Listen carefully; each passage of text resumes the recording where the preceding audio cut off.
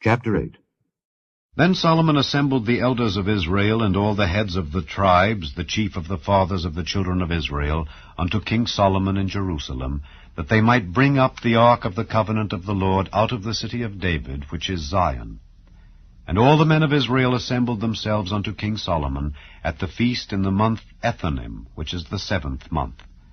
And all the elders of Israel came, and the priests took up the ark.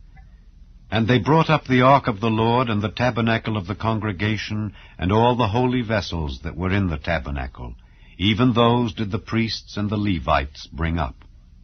And King Solomon and all the congregation of Israel that were assembled unto him were with him before the ark, sacrificing sheep and oxen that could not be told nor numbered for multitude.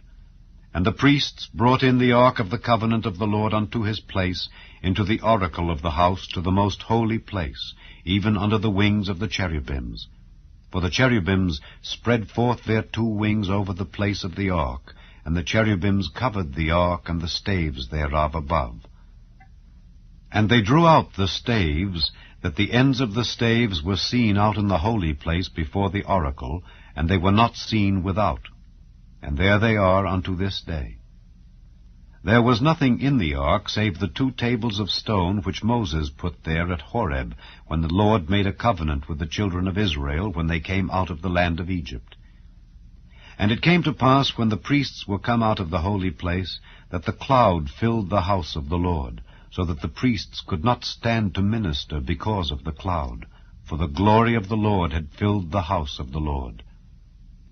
Then spake Solomon, The Lord said that he would dwell in the thick darkness. I have surely built thee an house to dwell in, a settled place for thee to abide in forever. And the king turned his face about, and blessed all the congregation of Israel. And all the congregation of Israel stood. And he said, Blessed be the Lord God of Israel, which spake with his mouth unto David my father, and hath with his hand fulfilled it, saying, Since the day that I brought forth my people Israel out of Egypt, I chose no city out of all the tribes of Israel to build an house, that my name might be therein. But I chose David to be over my people Israel. And it was in the heart of David my father to build an house for the name of the Lord God of Israel. And the Lord said unto David my father, Whereas it was in thine heart to build an house unto my name, thou didst well that it was in thine heart. Nevertheless, thou shalt not build the house, but thy son that shall come forth out of thy loins, he shall build the house unto my name. And the Lord hath performed his word that he spake. And I am risen up in the room of David my father, and sit on the throne of Israel as the Lord promised, and have built an house for the name of the Lord God of Israel. And I have set there a place for the ark, wherein is the covenant of the Lord, which he made with our fathers, when he brought them out of the land of Egypt. And Solomon stood before the altar of the Lord in the presence of all the congregation of Israel, and spread forth his hands toward heaven, and he said, Lord God of Israel, there is no God like thee in heaven above or on earth beneath, who keepest covenant and mercy with thy servants that walk before thee with all their heart,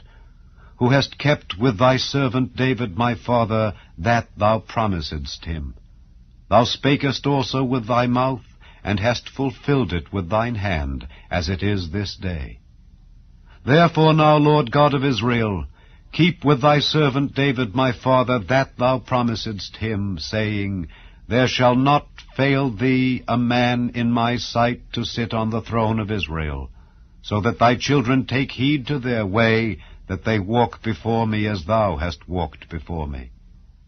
And now, O God of Israel, let thy word, I pray thee, be verified, which thou spakest unto thy servant David my father. But will God indeed dwell on the earth? Behold, the heaven and heaven of heavens cannot contain thee. How much less this house that I have builded? Yet have thou respect unto the prayer of thy servant, and to his supplication, O Lord my God, to hearken unto the cry and to the prayer which thy servant prayeth before thee today. that thine eyes may be opened toward this house night and day, even toward the place of which thou hast said, My name shall be there, that thou mayest hearken unto the prayer which thy servant shall make toward this place. And hearken thou to the supplication of thy servant and of thy people Israel, when they shall pray toward this place. And hear thou in heaven thy dwelling place, and when thou hearest, forgive. If any man trespass against his neighbor, and an oath be laid upon him to cause him to swear, and the oath come before thine altar in this house, then hear thou in heaven, and do and judge thy servants, condemning the wicked to bring his way upon his head, and justifying the righteous to give him according to his righteousness. When thy people Israel be smitten down before the enemy, because they have sinned against thee, and shall turn again to thee, and confess thy name, and pray and make supplication unto thee in this house, then hear thou in heaven, and forgive the sin of thy people Israel, and bring them again unto the land which thou gavest unto their fathers. When heaven is shut up, and there is no rain, because they have sinned against thee, if they pray toward this place, and confess thy name, and turn from their sin, when thou afflictest them, then hear thou in heaven, and forgive the sin of thy servants and of thy people Israel, that thou teach them the good way wherein they should walk, and give rain upon thy land which thou hast given to thy people for an inheritance. If there be in the land famine, if there be pestilence, blasting, mildew, locust, or if there be caterpillar, if their enemy besiege them in the land of their cities, whatsoever plague, whatsoever sickness there be, what prayer and supplication soever be made by any man or by all thy people Israel, which shall know every man the plague of his own heart, and spread forth his hands toward this house, then hear thou in heaven thy dwelling place, and forgive, and do, and give to every man according to his ways, whose heart thou knowest. For thou, even thou only, knowest the hearts of all the children of men, that they may fear thee all the days that they live in the land which thou gavest unto our fathers. Moreover, concerning a stranger that is not of thy people Israel, but cometh out of a far country, for thy name's sake, for they shall hear of thy great name, and of thy strong hand, and of thy stretched out arm, when he shall come and pray toward this house, hear thou in heaven thy dwelling place, and do according to all that the stranger calleth to thee for, that all people of the earth may know thy name, to fear thee, as do thy people Israel, and that they may know that this house which I have builded is called by thy name. If thy people go out to battle against their enemy, whithersoever thou shalt send them, and shall pray unto the Lord toward the city which thou hast chosen, and toward the house that I have built for thy name, then hear thou in heaven their prayer and their supplication, and maintain their cause. If they sin against thee, for there is no man that sinneth not, and thou be angry with them, and deliver them to the enemy, so that they carry them away captives unto the land of the enemy, far or near, yet if they shall bethink themselves in the land whither they were carried captives, and repent, and make supplication unto thee in the land of them that carried them captives, saying, We have sinned, and have done perversely, we have committed wickedness,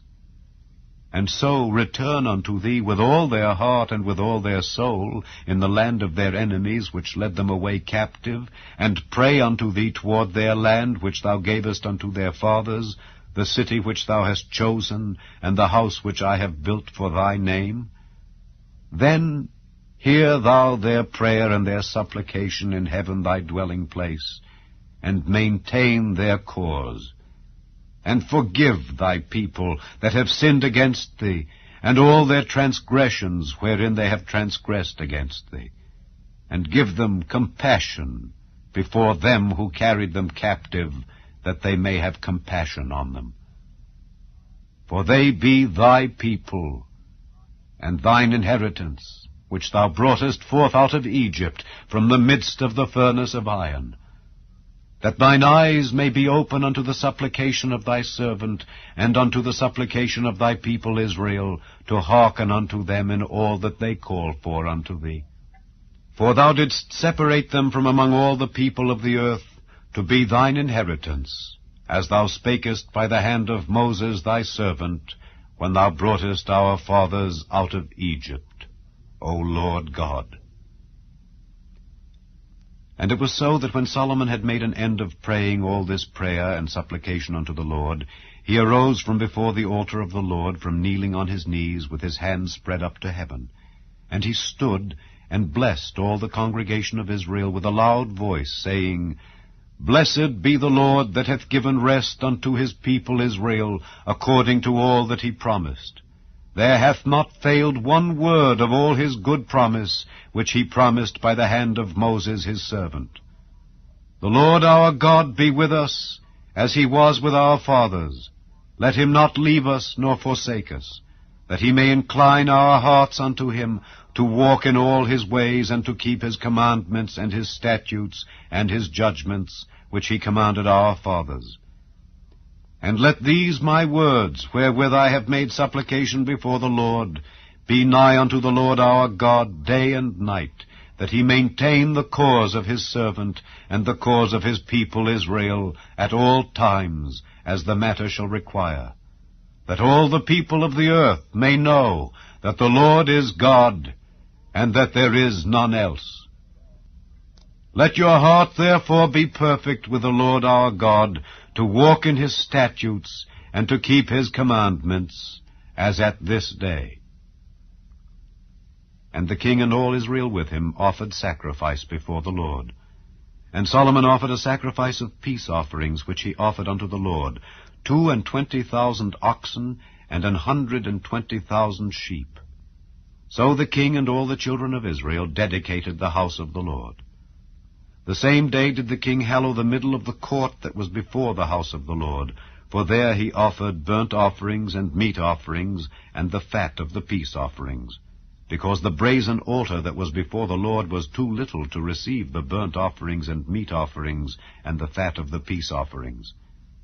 And at that time Solomon held a feast, and all Israel with him, a great congregation, from the entering in of Hamath unto the river of Egypt, before the Lord our God, 7 days and 7 days, even 14 days.